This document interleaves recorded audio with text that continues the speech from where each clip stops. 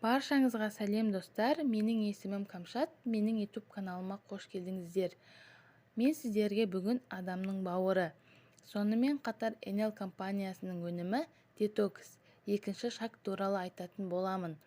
Бауыр адам ағзасындағы ерекше маңызды орган, бірақ бірқатар функцияларға жауап береді. Олар детоксикация, метаболизм, сүзу және сақтау. Ол қанды улы заттардан тазартады және сүзеді, зат алмасу процесіне қатысады, сонымен қатар иммундық функцияларды орындайды. Бауыр қан тамырлары желісімен біріктірілген және өзін-өзі қалпына келтіру қабілеті бар денеміздің ең үлкен мүшесі.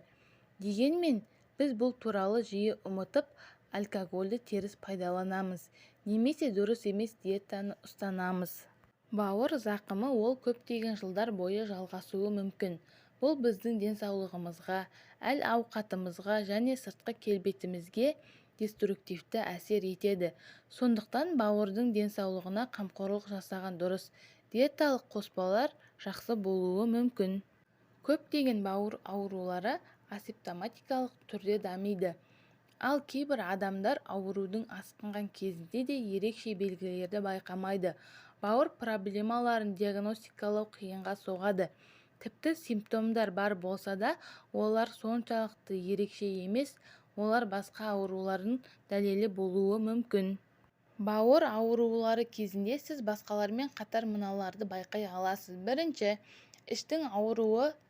Бауыр ауырмайтындықтан бауырдың көрші органдарға қысымы кезінде кез келген ауырсыну белгілерін сезіне аламыз. Бауыр ауруларының жалпы симптомы іштің төменгі бөлігіндегі ауырсыну, сондай-ақ аймақтағы құрысулар мен толықтық пен ісіну сезімі. Екінші, зәр түсінің өзгеруі бізді алаңдатуы керек. Бірінші симптом зәр түсінің сабан, мөлдірден күңгіртке, тіпті қандыға дейін өзгеруі. Бұл қандағы билирубиннің артық мөлшері болған кезде болады. Бұл бауырдың дұрыс жұмыс істемейтінін көрсетеді. Үшінші, ісіну. Бауыр ауруы беттің, қолдың, аяқтың және сирақтың ісінуі арқылы көрсетіледі. Бұл жағдай әсіресе таңертең оянғаннан кейін пайда болады. Бірақ ол қалыпты жұмыс істеуге, кедергі келтіруге, күндізгі ауырсыну да болуы мүмкін. Төртінші, әл-ауқаттың нашарлауы. Бауыр ауруларының тән белгісі созылмалы шаршау және әл-ауқаттың күрт нашарлауы болып есептеледі. Бауыр аурулары кезінде әл-ауқат пен тәбетке әсер ететін жалпы белгілер де бар. Метаболизмнің бұзылуына және өт жолдарының жұмысына қауіп факторлары болып табылатын кейбір созылмалы аурулар бар адамдарда бауыр аурулары жиі кездеседі. Детокс дегеніміз организмнің токсиндерді бейтараптандыру болып табылады. Бауыр, ішек, бүйрек және өкпе, тері, қан, лимфа жүйелері токсиндерді аз зиянды қосылыстарға айналдырып, оларды денеден шығарады. Детокс негізінен алкогольді немесе есірткіге тәуелділікті емдеу ретінде қарастырылса да, бұл термин ақуызды алып тастауды жеңілдетеді, салмақ жоюды жеңілдетеді.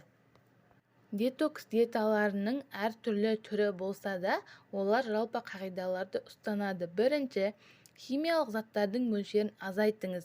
Екінші, денені детоксияға қажет ететін дәрумендер. Үшінші, ішек қозғалысы мен зәр шығару жиілігін арттыратын талшықтарға бай тағамдар мен су сияқты өнімдерге көңіл бөлгеніңіз дұрыс. Детокстың екінші қадамы өтті тазалайды, запыранды кетіреді. Өт жолын жақсылап тазалайды. Осының нәтижесінде бауыр тазарады. Достар, менің YouTube каналым ұнаған болса, менің каналыма тіркеліп, лайк басып, астына пікір жазуды ұмытпаңыздар. Мені тыңдағандарыңызға көп-көп рахмет. Сау болыңыздар.